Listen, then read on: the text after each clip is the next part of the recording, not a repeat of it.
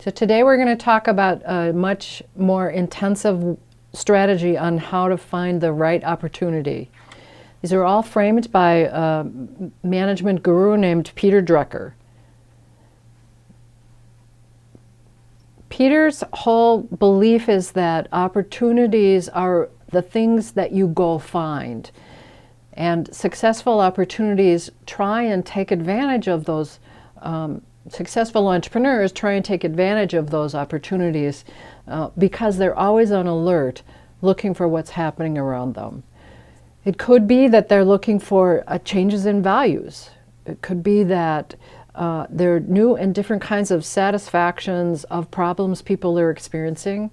It could be that entrepreneurs are creating some combination of resources that never were put together before, like the iPhone putting together music and a telephone and iPad and all kinds of other kinds of tools that nobody ever imagined would be in a telephone. And at the same time, it might be just a way for them seeing an opportunity to be able to make a contribution. So those are the ways he thinks about successful entrepreneurs. So he began to do some deep thinking about where do those opportunities exist. So if you can look for them, what are you looking for? And so this set of questions are really frame a very strategic way that you can go about looking for these opportunities. The first is to just look at what's unusual. And by the way, I'm going to go through each of these a little bit deeper. So I'm just going to lay this out. So what's unusual? What happened? What is it a symptom of? What's changing and how are we seeing it? What would happen if we did more of the same thing that was a success already?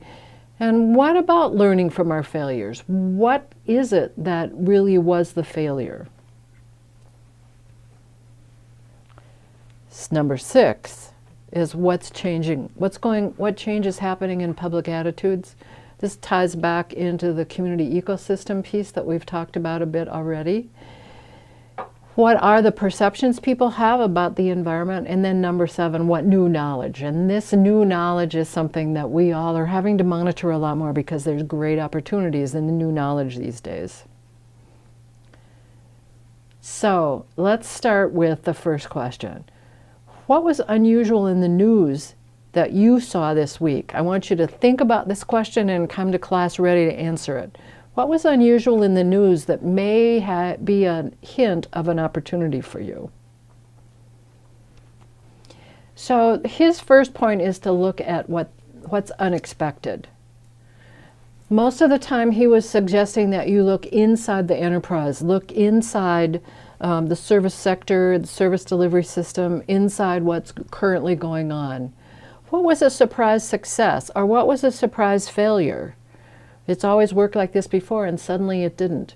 Or what happened that was an unexpected outside event? So the unexpected success might be, for example, we were expecting 300 people to show up at our event. 600 people showed up. That's an unexpected success. Unexpected failure would be the opposite of that. We thought we'd have 300 people and only 50 showed up.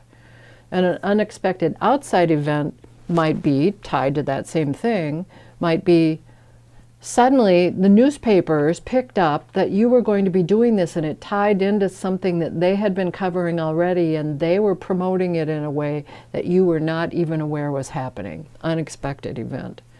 Now as you're looking for the unexpected, the things you got to be careful about are these blinders. Sometimes your own mission blocks you from seeing the unexpected. Another part of a blinder is we've always done it that way. So the unexpected really is just a fluke and it's not a real message of something that's changing. Another piece of a blinder that keeps us from noticing the unexpected is that we all think normal goes on normal goes on forever. So the next, a couple examples for you, as I said, the conference attendance change. Another one might be that you began to notice that your website was crashing a lot and people were beginning to call you That's an unexpected failure. You could just blame it on something else going on in the environment and not paying attention to it. But it could actually be some example of an opportunity, sudden new demand. Incongruity. This is Drucker's second key point. What's going on? Again, this is inside the sector, inside your industry. What's going on where reality is very different than what it ought to be? Where the industry effort, we spend so much time working on this piece, but customers' expectations are different.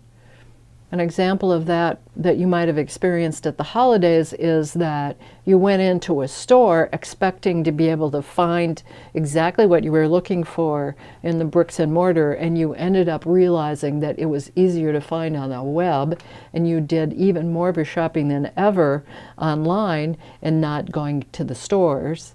At the same time, when you went into the stores had so much items that now they're all on sale.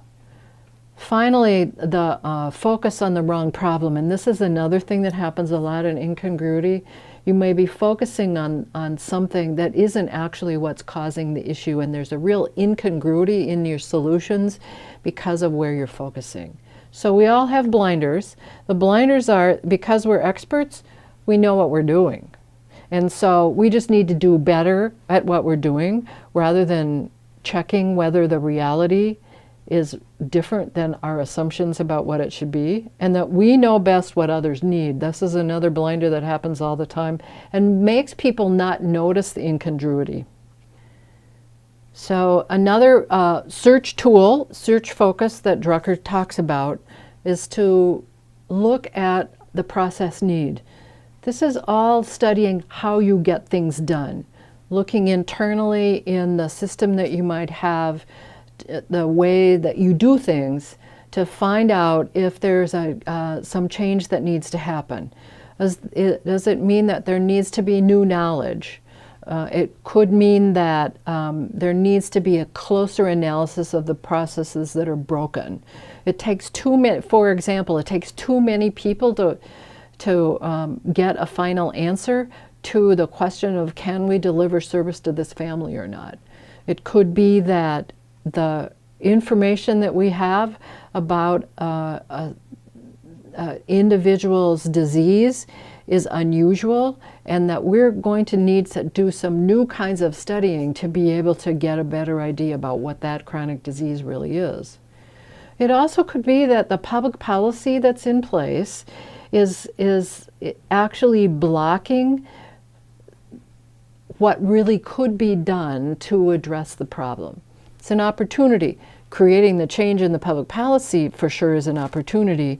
At the same time, if that public policy changes, then the processes people have to change as well. That happened a lot in the last 2 years as the Obamacare health delivery system changes have been going into place. I think we've all been experiencing various kinds of changes in our own behavior that have had to happen, changes in our providers, changes in how we access information about healthcare. Those are all public policy stimulated process need changes. We all also have blinders with this one, and that is, and these days especially as change is happening so rapidly, we finally got it to work, let's just stick with it for a while. We don't need to make any more process changes. That becomes a blinder to understanding what needs to change and where the opportunities are for that change. So another example of this for process needs, and you all probably have been experiencing this, these days there's so many new applications of social networking, so many new ways to use Facebook, so many new ways to use tweet that, and to look at what people are posting on Twitter, that we need to change our processes, the tools we are using to get information from people. So it's a process need change. Fourth category is changes that are going on in the industry and the marketplace. So we're beginning to move from internal to our own organization and the way we do business, moving to a bigger picture about what is going on in the industry. So let's just keep referencing the changes that have happened in the healthcare provision in the last 3 years. Significant changes in the whole industry that have created tremendous opportunities and at the same time tremendous challenges. So changes in how financial transactions are being done, changes in how training needs to happen for all people, training on me as I'm making appointments with my doctor, training with the administrative staff on how they submit bills, training for me on how I sign up for insurance. It also is going to require some customer behavior changes, like I just gave you an example, and it's a public attitude change too. These are all parts of the kind of change that happen in a broader picture as an industry and marketplace structures happen. If you're looking inside that change, there are tremendous opportunities for being able to address maybe one of the issues that have been dormant for a while. The blinders are belief that change is going to be slow, and so I can take my time responding to that change, or that we'll just let the new guys do the change and we can keep doing it the way we've been doing for a long time. And those blinders keep people from being able to notice where the real opportunities are.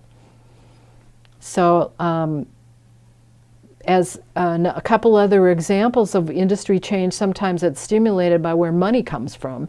Government funding priorities change often, and paying attention to those, and you've been learning about this in other classes, paying attention to those and really being able to monitor them as an opportunity that it will be a good match for where the issue and the ideas are that you have. The fifth one is demographic changes. This one is easiest to reference with new immigrants. You bring a new population into a community, and that new population creates new opportunities, new ways of being able to address the issues you might be paying attention to. Those kinds of changes also create challenges for the institutions. And so demographic changes and monitoring them and asking, where's the opportunity here, is important. Changes that how women are engaging in the workforce. Changes another kind of change that we're all experiencing is being able to work at home and working at off-site. And the whole conversation that's going on today about how many hours should you be in the office versus getting work done at home. Blinders with this one are that we don't need to pay attention. Those people are just like all the other people that are here. Just give them a couple years and they'll be settled in and we'll be fine. Blinders also that the personal values that the new people are that you're engaging with have the same values as we do. We know that's not the case, but these kinds of informal kinds of attitudes can block the ability to see the opportunities when demographic changes are coming our way. Changes in mood, perception, and meaning. Now we're moving from, with the first few of these, we were looking internally into how we were operating. Then we began to look at the industry, and now we're going to look at what's going on outside. Again, we're looking for opportunities. So the opportunity is, what signs of behavior and attitude change in the public or in that particular population that we're working with? What is going on out there that we might be able to take advantage of to then seize that opportunity? Multitasking is a good thing. That whole debate, can we multitask or can't we, and how much can we multitask? That's actually a change in attitude, a change in meaning. The kinds of changes that have happened, that how many workplaces now that you walk into, do you see people in full business dress? You may still see it in the accounting firm that you're engaging with. They're in suits and ties and white shirts still. That may be the only place that you would ever encounter in your daily work life that kind of dress. While in the first thinking of this is like, what does that matter? Changing how business attire works, changing how people interact with each other formally and informally, are all ways of creating an opportunity to be able to change the dynamics between people. And so they're clues that you can pursue and really begin to take advantage of if it's a good fit with the idea that you have. But again, you've got to be careful about your blinders. And one of the biggest kinds of blinders, and this is that it's a fad. Now, sometimes things are a fad and they pass very quickly. Most of the time, though, they tend not to be fads. There's a change that is in attitude that we need to be paying attention to. Another one, if you're working in an area that's addressing kids' issues, there is this adult attitude that kids will grow out of it, and so you don't really need to pay attention to whatever the issues are that they're raising. And that's a real blinder to the kinds of changes that could actually be happening. The seventh one is new knowledge. This is an arena that people either take for granted. There's always going to be new information and new knowledge.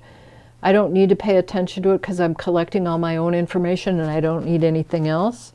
But in these days, we need to have a systematic way of being able to scan the changes that are going on in our environment and in the industry that we're working on. So what are the new science breakthroughs that are happening that may be able to influence the way we deliver what we're doing or the opportunities we have? What is the new technology? What's the general public focus these days? Or what are our elected officials focusing on? So it's not only knowledge about science and technology and new tools in that arena, it may be new research results that are making a significant difference in the way we approach all kinds of aspects of the areas we want to work on. Or it could just be that new technology applications have changed the dynamic about how you can deliver a product. In fact, IBM Big Computer is helping chefs create menus. Now, who would have ever thought that was an opportunity? Some chefs did figure it out, and apparently the food tastes good. I don't know, have any of you tried it? We'll talk about it in class. In this area, the blinders are mostly that you don't have the information. That for some, you haven't figured out a strategy to find out those early changes that are happening in your industry or the new things that are happening in science technology that could get applied to your field. Or you might just see the impact narrowly. The IBM computer learned how to play chess well, because never going to be able to do anything else. Well, or getting that information is far afield from what I'm working on, and so I don't need to pay attention to it. Those are blinders that keep you from having access to your new knowledge. So in class, come prepared to talk about where you think of these 7 areas of opportunity for your issue area or the one you've been thinking about. Where might you best begin to see some opportunities and begin to think about collecting information where you could match your idea and the opportunity for the best solution you have. We'll see you in class.